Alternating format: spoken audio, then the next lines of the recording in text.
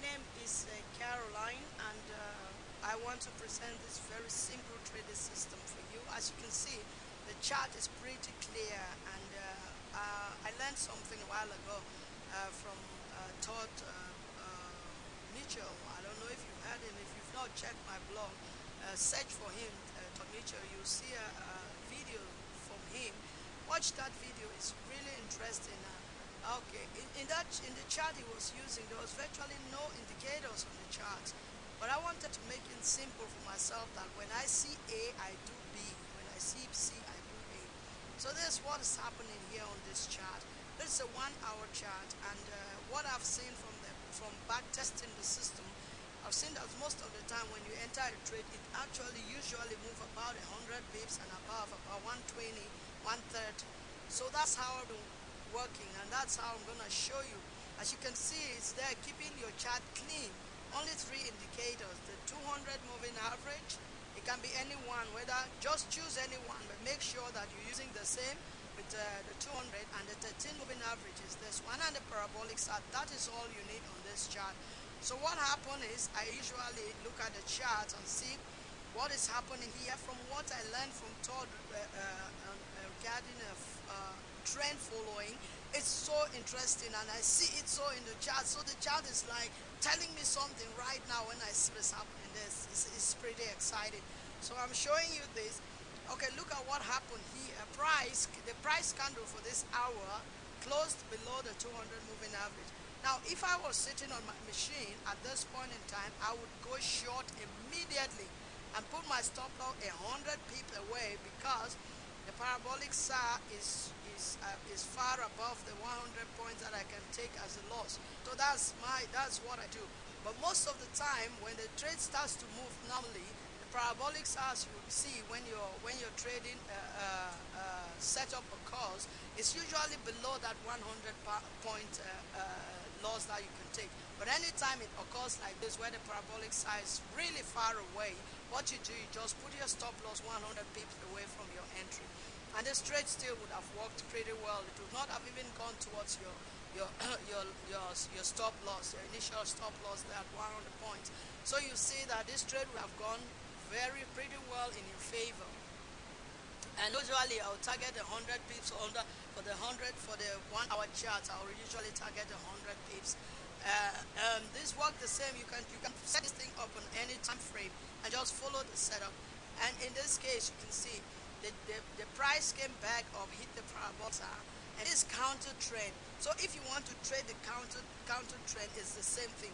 Once price closes above the 13 moving average and hits the parabolic SAR, in my chart you can see when it's red, then you can only sell. When it's blue, when parabolic SAR is blue, then you can only buy. So because price is below the 200, here what I'm doing is keeping if I don't want to counter trade, what happens is I'll usually ignore trades like this and just wait for another down, for another sell setup. Now you can see here price closed below the 200, below the 13 moving average here, but I would not have taken that trade. Why? Because parabolic SAR is still below, so I wouldn't have a place to put my stop, or I would just go ahead and place my stop at 100 pips. But I don't want to do that once the trade has started falling down and things happening. So what happened is I waited about 4 hours later. 3 hours later, the 4th hour, there was an entry. This candle here created an entry because it hit the parabolic SAR, but that condition had already been met, that price closes below the 13 moving average. So what is happening here is that now at this candle would have taken the trade at 1.0169, and your stop loss would have come 1 pip above that parabolic SAR. That's 1.0232. That's about 70 pips. It doesn't reach the 100 that usually is acceptable. So that was a good trade there. And look at what happened after that. 1, 2, 3, 4, 5, 6. Target 100 pips away. 167. So you're targeting 10067. Did we get there? Yes, we got to 16077. About 1, 2, 3, 4, 5, 6, 7, 8, 9, 10, 11, 12. About 12 hours of 13 hours later, your profit target was hit. So hey, You were not even sitting there watching that trade unfold. You're taking your trade, put your stop loss, put your target, and off. Put the machine off, and you are gone. So that's pretty good trade. Instead of sitting there and the emotions of the ups and downs of the trade beating you and giving you heartache, you can't be disciplined to do that. So, and look at the counter trade. If I take the counter trade, usually, like you see at this point here, and actually taking the counter trade because of what I saw happening on my 3-hour chart. I see a reversal is happening on my 3-hour chart. I feel I'm trade. Reversals are happening on this thing. So that's the reason why I went ahead and took the counter trade here on the 1-hour chart. So I'm actually targeting the I'm looking for to come probably towards the 200 moving average. You see, it's the target is really close, so the counter trade is going to go above that 200 moving average. Because of what I showed you in the 13 moving average in the 3-hour chart, I would put it to 100 as a target because it's okay, it's fine, it's okay, it can get there. Okay, so that's great setup. So if price is below the 200 moving average, you're looking to sell. If price is above the 200 moving average, you are looking to buy. But you can also counter trend trade if you are, because it usually takes a couple of hours for the trend to be complete. How to complete? Look at here. This one was moving up for hours, and this candle on the 13th of December at 4 o'clock European time. That's just about 1 hour after New York opens. Creates that entry there. Perfect time to enter that trade. And the candle result you see creates that's momentum. It's showing you the momentum of volume. It's high.